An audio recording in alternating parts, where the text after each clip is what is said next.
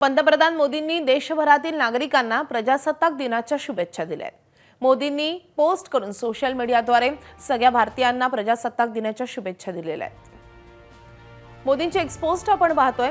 प्रजासत्ताक दिनाच्या सर्व देशवासियांना खूप खूप शुभेच्छा।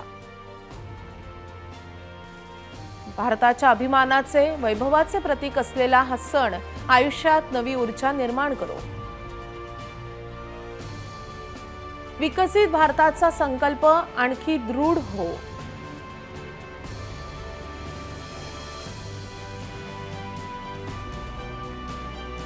अशा शब्दात पंतप्रधान मोदींनी भारतीयांना शुभेच्छा दिल्या।